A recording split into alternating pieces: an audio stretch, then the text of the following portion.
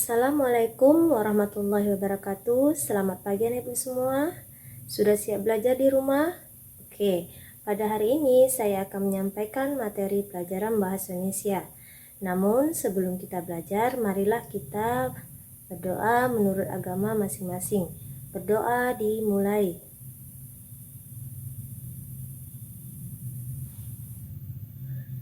Berdoa selesai.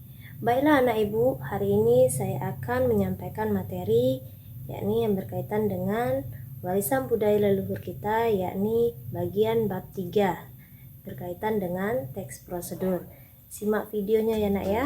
Baiklah anak ibu semua, kita masuk pada hari ini materi bagian bab 3 dengan judul mewariskan budaya melalui teks prosedur. Kamu bisa melihat buku paket bahasa Indonesiamu yang ada di halaman 81. Di situ ada sebuah gambaran ya yang menjelaskan bahwasannya ada seseorang yang melakukan kegiatan membatik. Jadi ingat, kegiatan membatik ini juga merupakan warisan seni tradisional Indonesia. Adapun tujuan pembelajaran kita pada hari ini yakni mampu mengidentifikasi ciri teks prosedur. Sebelum ibu menjelaskan ciri-ciri dari teks prosedur, ya sekarang coba kamu perhatikan terlebih dahulu buku paketmu yang ada di halaman 83 sampai dengan 86. Di situ ada sebuah gambar pada bagian teks pertama halaman 83, ada gambar cara seseorang untuk memainkan angklung. Ya, jadi ada berupa tahapan atau langkah-langkah seseorang dalam memainkan angklung. Ingat ya nak, bahwasannya angklung juga merupakan bentuk seni tradisional Indonesia. Kemudian kamu perhatikan teks kedua halaman 84. Di teks tersebut ada berupa petunjuk tahapan untuk membuat ramuan tradisional insomnia. Ada yang sudah tahu apa itu insomnia? Ya, insomnia itu merupakan penderita penyakit yang susah tidur. Jadi nenek moyang kita terdahulu membuat racikan atau ramuan tradisional bagi penderita yang susah tidur. Selanjutnya coba kamu perhatikan teks ketiga halaman 85. Di bagian teks tersebut ada berupa bentuk aktivitas yang dilakukan seseorang, yakni melaksanakan tarian tortor. Jadi dalam pelaksanaannya tarian tersebut harus menggunakan langkah-langkah yang sesuai dengan aturan yang ada. Jadi dari ketiga contoh yang bagian awal tadi, teks 1, 2, dan 3 itu merupakan tujuan dari teks prosedur, yakni yang pertama itu cara memainkan angklung, yang kedua cara membuat, dan yang ketiga yakni cara melakukan. Dari ketiga contoh yang ibu berikan tadi, dari teks 1, 2, sampai dengan 3, tentunya kamu sudah paham dari beberapa contoh tadi apa itu teks prosedur. Baiklah, ibu akan menjelaskan kembali pengertian dari teks prosedur. Teks prosedur itu adalah bentuk teks yang memuat langkah-langkah atau petunjuk untuk melakukan sesuatu. Ya, itu pengertiannya. Selanjutnya, tujuannya untuk apa? Ya, jadi tujuan teks prosedur itu menjelaskan kegiatan yang harus dilakukan agar pembaca atau pemirsa dapat secara tepat dan akurat mengikuti sebuah proses membuat sesuatu, melakukan suatu pekerjaan, atau menggunakan suatu alat. Kemudian ibu akan menjelaskan ciri-ciri dari teks prosedur dari segi isi. Yang pertama, memuat langkah-langkah atau panduan yang harus dilakukan. Yang kedua, memiliki aturan atau batasan dalam hal bahan atau kegiatan. Dan yang ketiga, isi kegiatan tersebut harus dilakukan berurutan. Jadi inilah 3 ciri teks prosedur dari segi isi. Setelah saya menjelaskan ciri-ciri teks prosedur berdasarkan isinya, kita masuk ke bagian jenis-jenis teks prosedur. Jenis-jenis teks prosedur itu terbagi 3. Yang pertama itu teks prosedur sederhana, yang kedua teks prosedur kompleks, dan yang ketiga teks prosedur protokol. Dari ketiga jenis teks prosedur tadi, saya akan jelaskan satu persatu apa itu teks prosedur sederhana, kompleks, dan juga protokol. Yang pertama itu yakni teks prosedur sederhana, yakni teks yang disusun dengan cara yang sangat sederhana dan memiliki kemampuan hanya terbentuk dari 2 maupun 3 macam langkah saja. Dari pembentukan teks tersebut hanya melakukan penjelasan terhadap bagian yang dianggap paling penting di bagian awal dan tidak dilakukan penjelasan. Sekarang kamu perhatikan di bagian bawahnya itu ada sebuah contoh gambar seseorang dalam melakukan atau membuat sebuah mie instan. Kita lihat bahwasannya dalam pembuatan mie instan itu merupakan bentuk langkah yang sangat sederhana dalam segi pembuatan dan juga penyajiannya. Sekarang coba kamu simak video cara membuat mie instan yang aman dan sederhana. Hai guys, ketemu lagi dengan Pekam. Bagi Anda yang suka banget terhadap mie instan, maka perlu tahu betul bagaimana cara memasak mie instan yang benar biar tetap aman ketika dikonsumsi. Karena jika tidak tahu tentang bagaimana cara memasak mie instan dengan baik, maka bukan tidak mungkin Anda akan terkena bahaya akibat dari memakan mie instan tersebut. Sudah diketahui bersama bahwa ada sebuah bahan yang membahayakan yang terkandung dalam mie instan. Oleh karenanya, sebelum Anda menyantap mie instan, maka terlebih dahulu pahami cara memasak mie instan yang baik dan benar, agar supaya terhindar dari segala bahaya yang akan mengganggu terhadap kesehatan Anda. Biar kamu tidak penasaran dan bertanya-tanya dengan cara tersebut, berikut beberapa cara memasak mie instan yang benar agar tetap sehat dan aman setelah dikonsumsi. Namun terlebih dahulu sebelum Anda melihat tayangan berikut ini, jangan lupa di like dan di subscribe ya guys. Dan tak kalah pentingnya, jangan lupa ditekan tombol loncengnya agar Anda menjadi orang pertama kali yang menikmati tayangan berikutnya.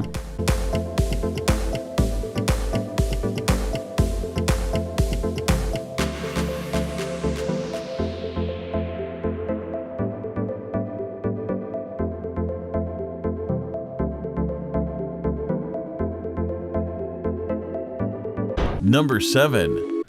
Buang air rebusan mie.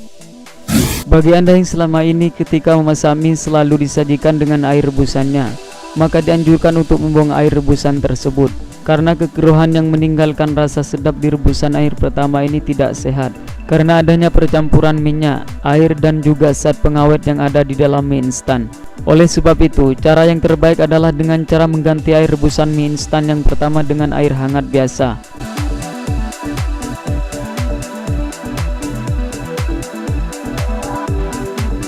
Number 6. Kurangi bumbu. Pastinya setiap mie instan mempunyai bumbu yang berbeda-beda yang telah disesuaikan dengan banyaknya mie instan. Namun yang perlu Anda ketahui bahwa bumbu daripada mie instan sangat dikhawatirkan akan berdampak buruk terhadap kesehatan, karena MSG terdapat di dalamnya. Oleh sebab itu, apabila ingin memasak mie instan, maka sebaiknya kurangi bumbu yang ada di dalam bungkus. Lebih baik diganti dengan sebuah bumbu yang diracik sendiri.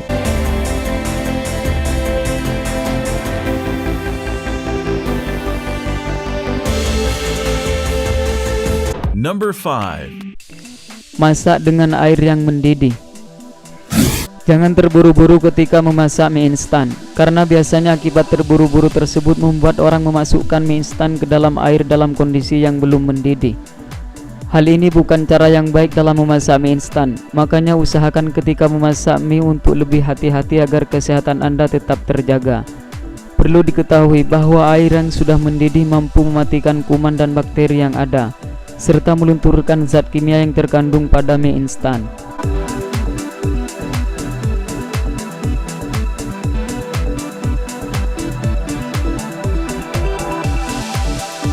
Number 4. Beri jangka waktu. Jangan terlalu sering memakan mie instan. Meskipun Anda termasuk pada orang yang tak bisa lepas dari mengkonsumsi mie instan, paling tidak berilah jangka waktu sekitar 3 hari apabila ingin memakan kembali. Hal ini bertujuan untuk memberi waktu bagi tubuh agar bisa mencerna lilin sampai benar-benar habis dan tidak menumpuk di tubuh. Penumpukan lilin sangat berbahaya bagi tubuh.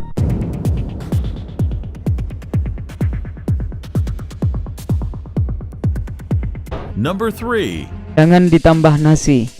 Sudah menjadi sebuah kebiasaan bagi orang-orang yang menyantap mie instan selalu dicampur dengan nasi. Mulai detik ini coba hindari kebiasaan tersebut meskipun Anda mempunyai tujuan agar lebih kenyang ketika mengkonsumsi ditambah dengan nasi. Kebiasaan yang seperti ini termasuk pada cara memakan mie instan yang tidak baik, karena mie instan sendiri sudah memiliki banyak kandungan kalori dan karbohidrat. Apabila mencampurkan keduanya, maka kandungan kadar gulanya akan semakin tinggi.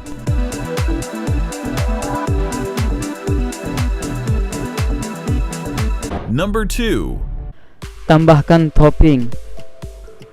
Untuk menambah kenikmatan dalam menyantap mie instan, maka perlu beberapa bahan tambahan seperti sayur sawi, wortel, tomat dan lainnya. Selain itu juga bisa ditambah dengan campuran telur, daging sapi cincang, udang atau daging ayam. Bahan-bahan tersebut selain membuat mie instan Anda semakin enak dan nikmat, juga akan menambah nilai gizi yang terkandung seperti protein dan vitamin. Di samping itu diharapkan untuk tidak mencampur dengan bahan-bahan yang tidak alami, apalagi ada unsur pengawetnya.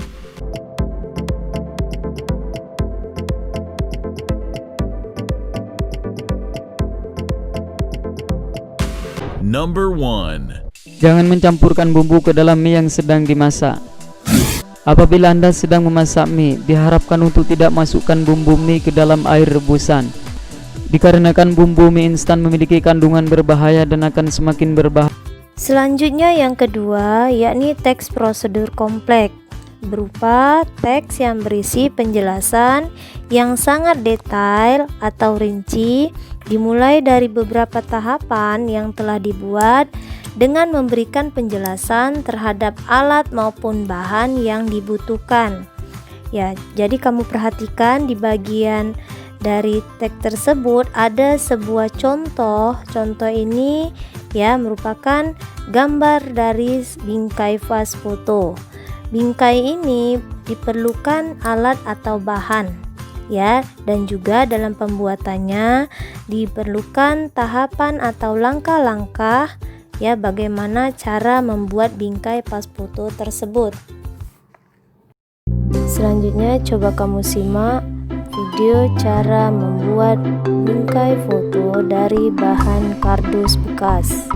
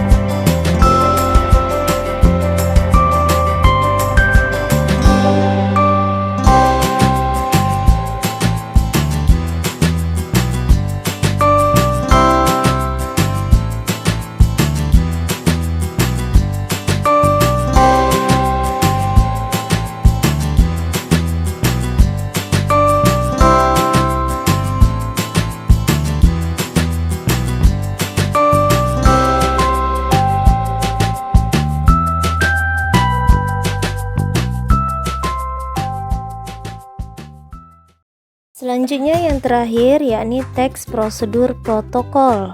Ya, ini merupakan sebuah bentuk teks prosedur yang memiliki sifat yang fleksibel.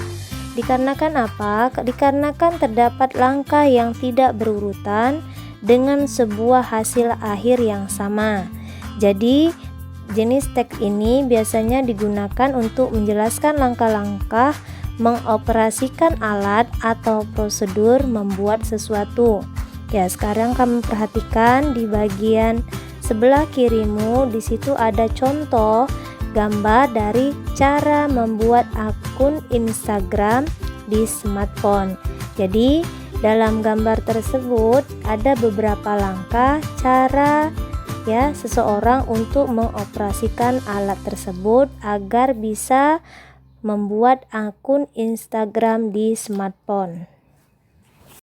Sekarang coba kamu simak video yang ada di sini, cara membuat akun Instagram. Assalamualaikum, salam sehat YouTube. Kali ini saya akan menunjukkan cara daftar baru Instagram. Kalian masuk saja ke Play Store gratis. Kemudian kalian ketik Instagram. Lalu install saja langsung. Sedang proses. Ya, sudah selesai. Kalian buka. Saya sarankan untuk mudahnya kalian daftar menggunakan nomor telepon saja. Jadi saya pilih buat akun dengan email atau nomor telepon. Lalu kalian masukkan nomor telepon kalian. Klik selanjutnya. Oke, izinkan saja. Lalu buat nama dan password Instagram yang kalian suka. Selesai, kalian klik selanjutnya. Kalian perhatikan bila nama yang kalian buat di akhirnya ditambahkan dengan angka, artinya nama Instagramnya sudah pernah ada yang buat. Kalian biarkan saja, nanti bisa dirubah. Kita klik selanjutnya. Lalu kalian bisa menghubungkan ke Facebook kalian. Saya coba lewati saja. Lewati dan izinkan. Sampai di sini sebetulnya proses sudah selesai. Bisa kalian ikuti. Saya pilih selanjutnya saja agar cepat. Lewati. Lalu isikan foto kalian, tapi saya lewati saja. Lalu pilih simpan agar bisa langsung terbuka. Oke, sudah selesai. Bisa kalian pelajari sendiri. Karena tadi nama Instagram sudah diberikan secara otomatis. Untuk merubahnya, kalian klik saja profil. Karena saya ingin merubah namanya, saya klik edit profil. Kemudian kalian bisa berubah nama dan nama pengguna yang kalian suka. Selesai, kalian klik save. Dan ini menunjukkan nama Instagram yang baru saya rubah. Sampai di sini keterangan saya mengenai ini. Terima kasih telah berkunjung. Wassalamualaikum warahmatullahi wabarakatuh. Setelah kamu mengetahui mengenai teks prosedur, sekarang coba kamu kerjakan latihan yang ada di LKS-mu, halaman 47 sampai dengan 48, dari nomor 1 sampai dengan 10, berupa latihan pilihan berganda. Adapun kesimpulan materi pembelajaran kita pada hari ini, yakni teks prosedur merupakan teks yang memuat petunjuk atau langkah-langkah, panduan atau instruksi untuk melakukan sesuatu yang sering kita lakukan dalam kehidupan kita sehari-hari. Teks ini juga membantu seseorang untuk mengetahui sesuatu yang belum diketahuinya. Ya, demikianlah materi pelajaran yang Ibu sampaikan pada hari ini. Semoga bermanfaat bagi kalian semua. Untuk materi selanjutnya, kamu akan mempelajari tentang menyimpulkan teks prosedur. Jadi ingat, baca bukunya di rumah ya nak ya. Oke, selamat pagi semua.